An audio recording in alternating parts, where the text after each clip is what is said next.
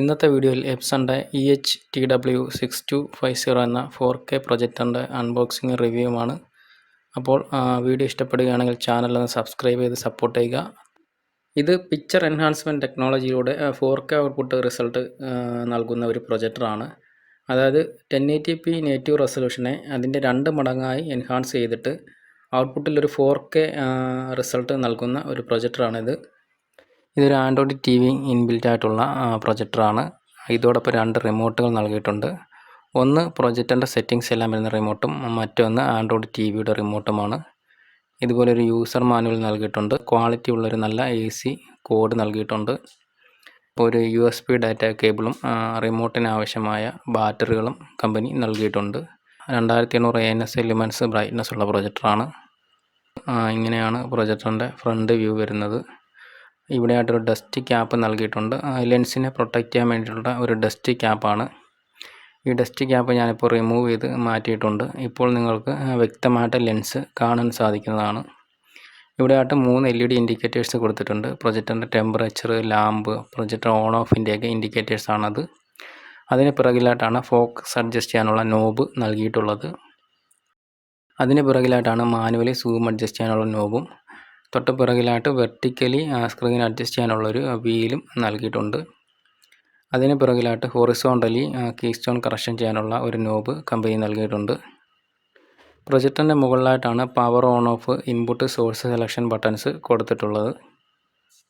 ഇതാണ് പ്രൊജക്ടറിൻ്റെ അടിഭാഗം. അടിഭാഗത്തായിട്ട് ടേബിൾ ടോപ്പിലൊക്കെ വെച്ച് പ്രൊജക്റ്റ് ചെയ്യുമ്പോൾ ഹൈറ്റ് അഡ്ജസ്റ്റ് ചെയ്യാൻ ആവശ്യമായ ഫൂട്ടുകൾ നൽകിയിട്ടുണ്ട്.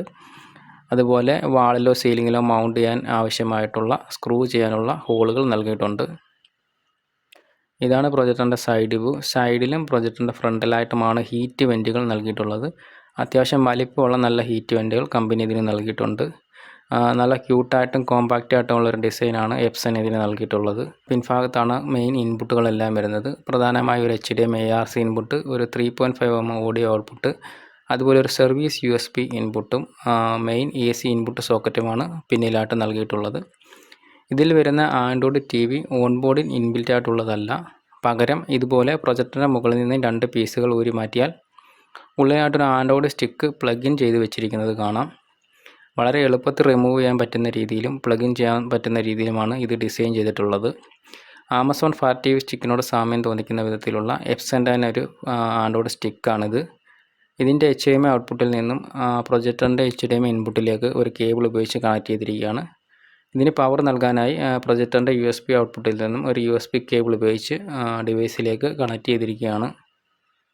തൊട്ടടുത്തായിട്ടാണ് ഇതിൻ്റെ ഡസ്റ്റ് ഫിൽട്ടർ നൽകിയിട്ടുള്ളത്. അതും വളരെ എളുപ്പത്തിൽ റിമൂവ് ചെയ്യാനും ക്ലീൻ ചെയ്ത് പ്ലഗ് ഇൻ ചെയ്യാവുന്ന രീതിയിലുമാണ് ഡിസൈൻ ചെയ്തിട്ടുള്ളത്. ഇതിൻ്റെ ഫുള്ളി ഡിസൈൻ ഒരു യൂസർ ഫ്രണ്ട്ലി ആയിട്ടുള്ള ഡിസൈനാണ്. നമുക്ക് ആവശ്യാനുസരണം എല്ലാം മാനേജ് ചെയ്യാൻ പറ്റുന്ന രീതിയിലാണ്. ഇതിൻ്റെ പിന്നിലുള്ള 2 HDMI പോർട്ടുകൾ നമുക്ക് പുറത്തുനിന്ന് ഉപയോഗിക്കണമെങ്കിൽ ഉള്ളിലായിട്ടുള്ള ആൻഡ്രോയിഡ് സ്റ്റിക്ക് റിമൂവ് ചെയ്തതിന് ശേഷം പ്രൊജക്ടറോടൊപ്പം നൽകിയിട്ടുള്ള ഇതുപോലെ ഒരു പ്ലാസ്റ്റിക്കിൻ്റെ പീസ് ഉണ്ട്. അത് നമുക്ക് പ്ലഗ് ഇൻ ചെയ്ത് വെച്ച് കഴിഞ്ഞാൽ പുറത്തു നിന്നും 2 HDMI സോക്കറ്റുകൾ നമുക്ക് ഉപയോഗിക്കാവുന്നതാണ്. അതായത് 2 ഇൻപുട്ട് സോഴ്സുകൾ ഇതിലേക്ക് കണക്ട് ചെയ്യാവുന്നതാണ്. ഇവിടെയായിട്ടാണ് ഇതിൻ്റെ ലാമ്പ് വരുന്നത്. ഈ കവർ റിമൂവ് ചെയ്ത് കഴിഞ്ഞാൽ നമുക്ക് ലാമ്പ് റീപ്ലേസ് ചെയ്യാവുന്നതാണ്. 7500 മണിക്കൂറാണ് എക്കോ മോഡിൽ കമ്പനി ഇതിൻ്റെ ലാമ്പ് ലൈഫ് അവകാശപ്പെടുന്നത്. ഏകദേശം 11 വർഷത്തോളമാണ് കമ്പനി ഇതിൻ്റെ ലാമ്പ് ലൈഫ് അവകാശപ്പെടുന്നത്.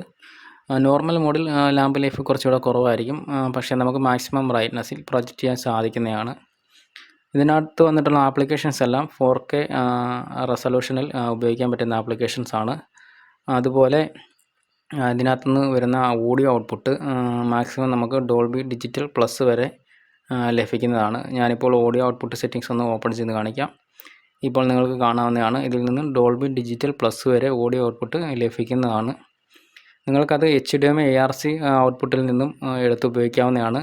അല്ലെങ്കിൽ ഈ സ്റ്റിക്ക് ഡയറക്റ്റ് AVRൽ പ്ലഗ് ഇൻ ചെയ്തിട്ട് അങ്ങനെ നിങ്ങൾക്ക് ഓഡിയോ ഔട്ട്പുട്ട് എടുക്കാവുന്നതാണ്. അതുപോലെ ഈ സ്റ്റിക്കിൻ്റെ മാക്സിമം ഔട്ട്പുട്ട് റെസൊല്യൂഷൻ 4K ആണ്. 4K റെസൊല്യൂഷനിൽ നിങ്ങൾക്ക് ഇതിൽ നിന്നും ഔട്ട്പുട്ട് ലഭിക്കുന്നതാണ്. നമ്മുടെ പ്രൊജക്ടറും പിക്ചർ എൻഹാൻസ്മെൻറ്റ് ടെക്നോളജിയിൽ വർക്ക് ചെയ്യുന്നത് കൊണ്ട് നമുക്ക് 4K ഔട്ട്പുട്ട് റിസൾട്ട് ലഭിക്കുന്നതാണ്. അതുകൊണ്ട് തന്നെ റിയൽ 4K കണ്ടൻറ്റ് ഇതിൽ നിന്ന് ആസ്വദിക്കാവുന്നതാണ്. അതുപോലെ HDR10 സപ്പോർട്ടുള്ളൊരു പ്രൊജക്ടറാണ്. അതുകൊണ്ട് തന്നെ നല്ല കളർ ഡെപ്ത് ഇതിൽ നിന്ന് ലഭിക്കുന്നതാണ്. നല്ല ഡെപ്തുള്ള കളേഴ്സാണ് നമുക്കിതിൽ നിന്ന് ലഭിക്കുന്നത്. അതുപോലെ ഇതിൻ്റെ കോൺട്രാസ്റ്റ് റേഷ്യോ എന്ന് പറയുന്നത് 35,000:1 ആണ്. നല്ലൊരു കോൺട്രാസ്റ്റ് റേഷ്യോ, നല്ല ബ്രൈറ്റ്നസ് ഉള്ളൊരു പ്രൊജക്റ്റാണ്. നല്ല കളർ റീപ്രൊഡക്ഷൻ കഴിവുള്ള ഒരു പ്രൊജക്ടറാണിത്. അതുകൊണ്ട് തന്നെ നല്ല റിസൾട്ട് ഇതിൽ നിന്ന് ലഭിക്കുന്നതാണ്. 4K പ്രൊജക്ടർ ഉപയോഗിച്ച് ഹോം തിയേറ്ററൊക്കെ സെറ്റ് ചെയ്യാൻ ആഗ്രഹിക്കുന്നവർക്ക് പറ്റിയ നല്ലൊരു പ്രൊജക്ടറാണിത്. എൻ്റെ ഫോണിലാണ് ഞാൻ ഷൂട്ട് ചെയ്യുന്നത്. ഇതിൻ്റെ ഹൈ കോൺട്രാസ്റ്റും ബ്രൈറ്റ്നസ്സൊക്കെ കാരണം ഇടയ്ക്ക് ഫോക്കസ് ഔട്ടൊക്കെ ആവുന്നുണ്ട്. നേരിട്ട് കണ്ടാലേ നമുക്കിതിൻ്റെ റിയൽ ക്വാളിറ്റി മനസ്സിലാക്കാൻ സാധിക്കും. എങ്കിലും ഏകദേശം ക്വാളിറ്റി നിങ്ങൾക്ക് ഈ വീഡിയോകളിലൂടെ മനസ്സിലാക്കാവുന്നതാണ്. ഇതോടൊപ്പം ഇങ്ങനെ ഒരു ആൻഡ്രോയിഡ് സ്റ്റിക്ക് കൂടെ ഇൻബിൽറ്റായിട്ട് ലഭിക്കുന്നത് കൊണ്ട് തന്നെ നമുക്ക് മറ്റൊരു സ്ട്രീമറിൻ്റെ ആവശ്യകത വരുന്നില്ല. നമുക്ക് ഡയറക്റ്റ് നെറ്റ് കണക്ട് ചെയ്തിട്ട് നമുക്കിത് ഉപയോഗിക്കാവുന്നതാണ്. അതുകൊണ്ട് തന്നെ ഈ പ്രൈസിൽ അത് നല്ലൊരു ചോയ്സാണിത്. സെപ്പറേറ്റ് ആൻഡ്രോയിഡ് ഡിവൈസുകളൊന്നും വാങ്ങിക്കേണ്ട ആവശ്യകത വരുന്നില്ല. ഇതിൻ്റെ പ്രൈസ് വരുന്നത് 1,40,000 രൂപയാണ് MRP വരുന്നത്. ഏകദേശം 1,15-നൊക്കെ നിങ്ങൾക്ക് മാർക്കറ്റിൽ നിന്ന് വാങ്ങിക്കാൻ സാധിക്കുന്നതാണ്. ആ പ്രൈസ് റേഞ്ചിലുള്ള നല്ല ഒരു പ്രൊജക്ടറാണിത്. ഏകദേശം 300 വാട്ട്സാണ് ഇതിൻ്റെ പവർ കൺസപ്ഷൻ വരുന്നത്. എക്കോ മോഡിൽ 230 വാട്ട്സാണ് കമ്പനി ഇതിൻ്റെ പവർ കൺസപ്ഷൻ അവകാശപ്പെടുന്നത്.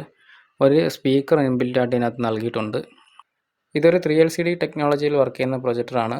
40 ഇഞ്ച് മുതൽ 500 ഇഞ്ച് വരെയാണ് കമ്പനി ഇതിൻ്റെ സ്ക്രീൻ സൈസ് അവകാശപ്പെടുന്നത്. നമുക്കൊരു 200-250 ഇഞ്ച് വരെയൊക്കെ പ്രൊജക്റ്റ് ചെയ്യാൻ സാധിക്കുന്ന നല്ലൊരു പ്രൊജക്ടറാണിത്. അപ്പോൾ ഇത്രയൊക്കെയാണ് ഈ വീഡിയോയിൽ പറയാനുള്ളത്. 4K പ്രൊജക്ടറൊക്കെ ഉപയോഗിച്ച് ഹോം തിയേറ്റർ സെറ്റ് ചെയ്യാൻ ആഗ്രഹിക്കുന്നവർക്ക് പറ്റിയ നല്ലൊരു പ്രൊജക്ടറാണിത്. അപ്പോൾ ഈ വീഡിയോ ഇഷ്ടപ്പെട്ടാൽ നിങ്ങൾ ചാനലൊന്ന് സബ്സ്ക്രൈബ് ചെയ്ത് സപ്പോർട്ട് ചെയ്യുക. തൊട്ടടുത്തുള്ള ബെല്ലൈക്കൺ ഒന്ന് എനേബിൾ ചെയ്യുക. വീഡിയോ ഇഷ്ടപ്പെട്ടാൽ ഷെയർ ചെയ്ത് നിങ്ങളുടെ സുഹൃത്തുക്കൾക്കൊക്കെ ഒന്ന് എത്തിച്ചു കൊടുക്കുക. മറ്റൊരു വീഡിയോയുമായി വീണ്ടും കാണാം.